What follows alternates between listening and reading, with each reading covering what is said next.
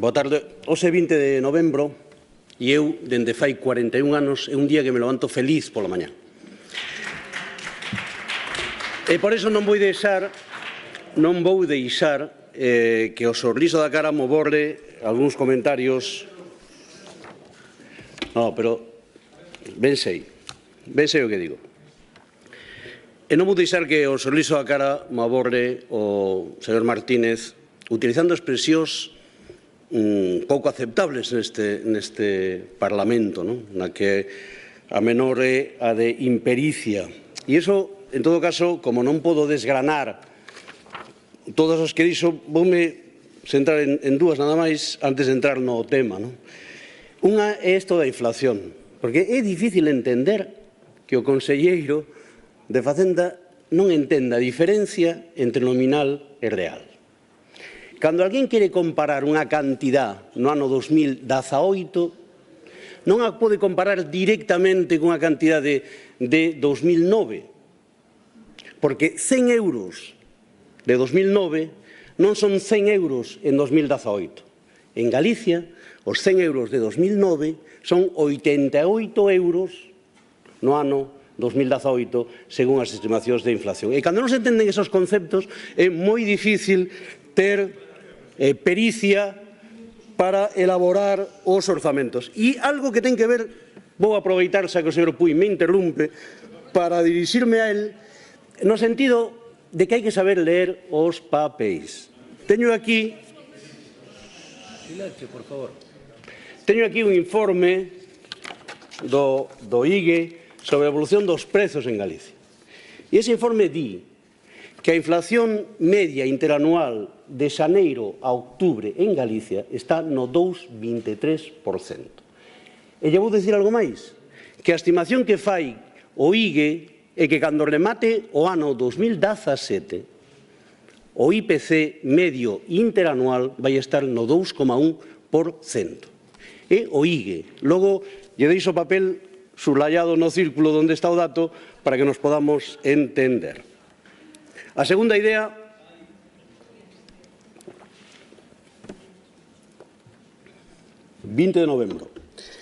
A segunda idea ten que ver con este debate sobre o emprego. Señor conselleiro, voulle enviar despois o informe que acaba de publicar o BBVA e BIE hoxe mesmo, donde aparece a evolución do emprego en todas as comunidades autónomas do Estado.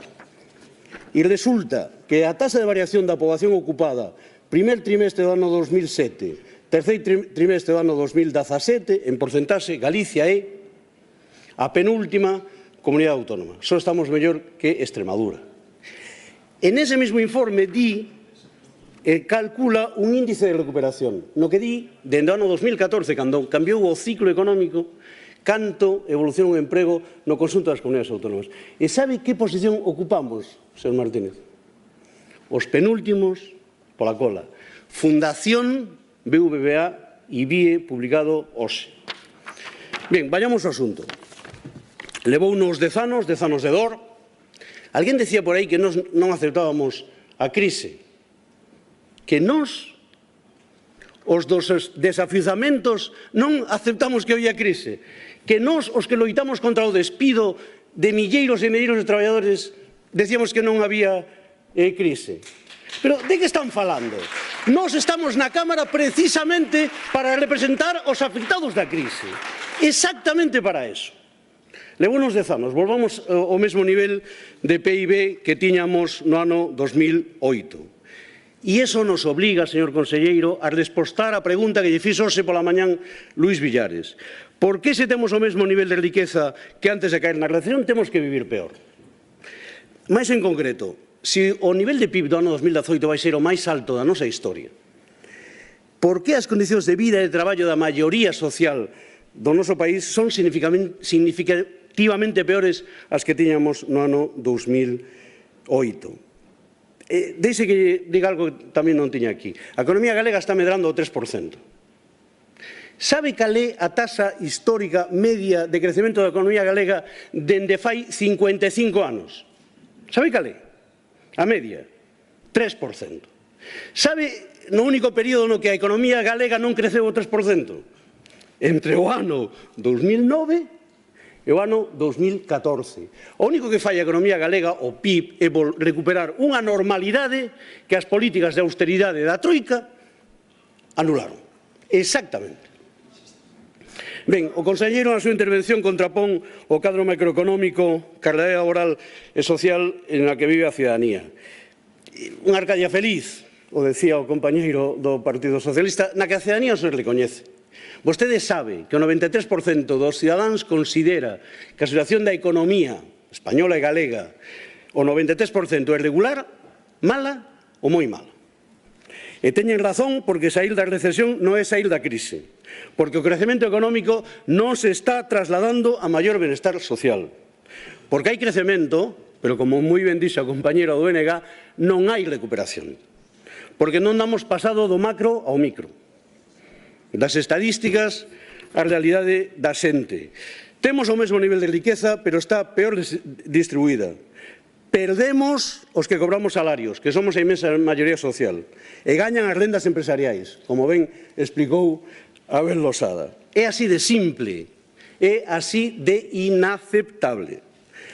Temos o mesmo nivel de riqueza, pero con menos emprego, máis precariedade laboral e peores salarios. O mesmo PIB, pero moito peor distribuído. E por iso temos unha sociedade, señor conselleiro, que é máis injusta, máis desigual, ten máis pobreza, ten menos dereitos laborais, ten menos emprego, ten máis paro, temos salarios devaluados e maior precariedade laboral. Esa é a realidade na que vive a maioría do país. E cando vostede non hai quen de recoñecelo, explica por que fai a política económica e orzamentaria que fai. É unha situación inaceptable que ten culpables, dende logo as reformas laborais, que recortaron dereitos para impoñer a devaluación salarial e a precariedade extrema. E despois as políticas de austeridade compulsiva e de recortes que reduciron extraordinariamente a capacidade do público para intentar corrixir a desigualdade no reparto primario da renda. Os orzamentos do ano 2018 son unha clara demostración desta estrategia neoliberal de recortar o peso do público na economía e na sociedade. É certo que crecen o 2,9% e que a Xunta vai dispoñer de 266 millóns de euros máis que no 2017, pero só en termos nominais, porque a inflación está no 2%. E, polo tanto, o crecemento real da economía, do orzamento, perdón, vai estar por baixo do 1%. E iso é un crecemento decepcionante, limitado, que non sirve ni siquiera para empezar a corrixir a brutal caída do gasto público que se produxo desde que se empezou a aplicar a austeridade compulsiva. En termos reais, conselleiro, reais, e o gasto monetizado no ano 2018 será apenas 100 millóns de euros máis alto que en 2017, pero aínda estará 2.234 millóns de euros por debaixo do realmente executado, conselleiro, executado, non orzamentado, no ano 2009. E aquí hai que volver a formular a pregunta inicial con outro contido que se corresponde co debate parlamentario. Por que si temos o mesmo nivel de PIB, o gasto público é un 23% máis baixo en termos reais? Por qué? Co ritmo actual de aumento do orzamento, teríamos que esperar ata o ano 2030 para recuperar o nivel de gasto real previo á recesión en cifras absolutas. Aínda máis. Si sigue gobernando o Partido Popular, nunca recuperaremos o nivel de gasto en termos do PIB, porque a reducción do gasto público non é unha casualidade, non é un efecto secundario da crise, nin siquiera é un dano colateral, é un obxectivo buscado de forma premeditada polo goberno de Rajoy e polo goberno de Feijóo.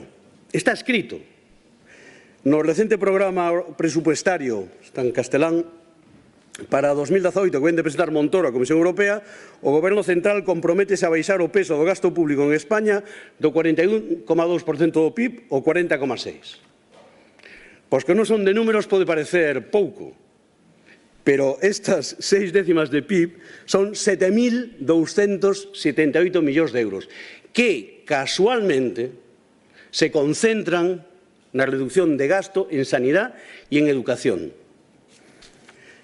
Esta é unha estrategia premeditada, porque a crise foi aproveitada para impoñer un profundo cambio no modelo social, para romper o contrato social.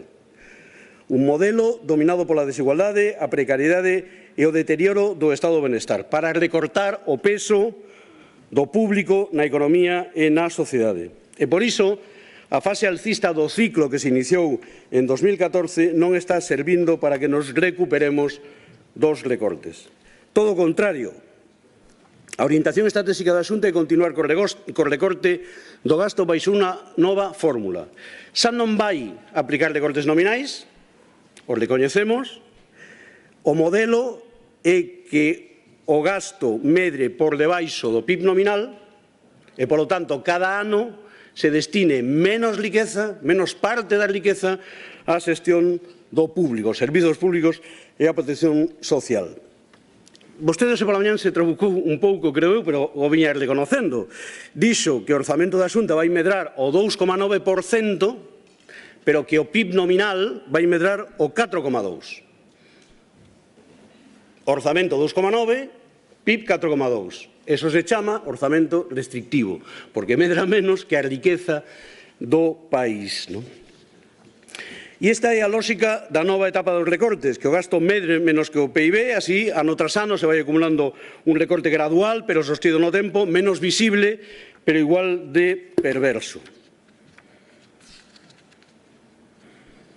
O orzamento do ano 2018 ven a consolidar os recortes aplicados no período 2009-2014, dándolle continuidade á reducción do peso do público. E nós a eso lle dicimos que non, e propoñemos unha vía alternativa cas emendas que presentamos. En Galicia estamos sufrindo unha política fiscal ideolóxicamente conservadora, neoliberal, que lévanos aplicando unha desfiscalización das rendas de capital sobre os grandes patrimonios, provocando un dobre efecto, unha caída da recaudación e unha redistribución da carga fiscal, na que pagamos máis os asalariados. Por decirlo unha frase, menos impostos sobre a riqueza e máis IVE, e na parte que non chega, recortes ou débeda. Fronte á resignación, os recortes, o axuste permanente, nos demandamos unha posición ambiciosa. Galicia, nin España, non ten un problema de exceso de gasto. Todo o contrario, o noso problema é un problema de falta de ingresos. E, polo tanto, este quinto ano da fase alcista do ciclo económico é o momento de reorientar a estrategia orzamentaria. Nese sentido, nos presentamos unha emenda que ten dúas liñas básicas de actuación. Primeiro, incrementar en 500 millóns de euros o nivel de gasto actuando sobre as diferentes vías de ingresos. E segundo, redistribuir o gasto que fai o Goberno cambiando as prioridades do mesmo por un importe de 268 millóns de euros cara ao gasto social e productivo. Como defendemos o incremento de 500 millóns de euros nos ingresos? Pois actuando sobre 4 eixos. Primeiro, un incremento dos recursos procedentes do Estado, actuando sobre o sistema de financiamento autonómico e tamén sobre os instrumentos para o reequilibrio territorial. Segundo, un paquete de medidas fiscais co obxectivo de incrementar a recaudación, actuando sobre as figuras tributarias que xa existen e creando outras novas. Terceiro, unha minoración selectiva e ponderada do actual nivel de beneficios, bonificacións e exencións fiscais. E cuarto, reforzando o plan de inspección e loita contra o fraude fiscal.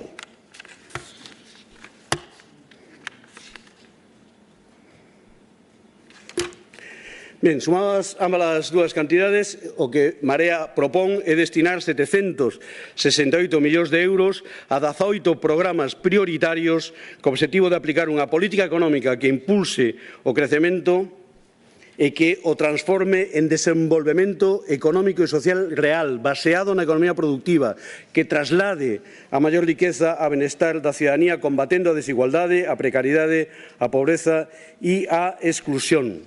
De aceito programas dos que eu só vou citar 3, un plan de loita contra a pobreza e a exclusión social dotado con 170 millóns de euros e 26 medidas concretas para combater unha das principais lacras do noso país, as 700.000 persoas en risco de pobreza ou exclusión social. Un plan de emerxencia para o emprego de loita contra a precariedade, dotado con 68 millóns de euros para darles posta ás 187.000 persoas desempregadas, combatindo a precariedade laboral que afecta xa a metade da clase traballadora galega. Un plan de mellora e garantía da sanidade pública universal, dotado con 115 millóns de euros e 49 medidas concretas. Un plan de mellora e recuperación do ensino público, dotado con 67 millóns e articulado en 14 proposicións concretas. Remato. Os orzamentos para 2018 que presenta a Xunta son decepcionantes, restrictivos, mediocres, antisociais, continuístas e neoliberais. Non serven para mellorar a vida da cidadanía, nin para empezar a darlle a volta aos recortes, nin para impulsar a actividade económica e recuperar o emprego. E por iso, En Marea os rexeita con rotundidade e presenta esta emenda á totalidade. A economía saíu da recesión, conselleiro. Xa é hora da que a sociedade saia da crise. Moitas grazas. Gracias, señor Lago.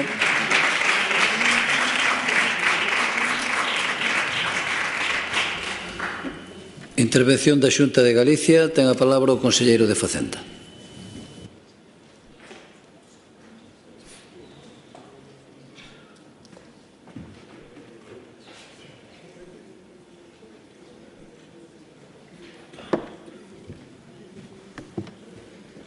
Moitas grazas.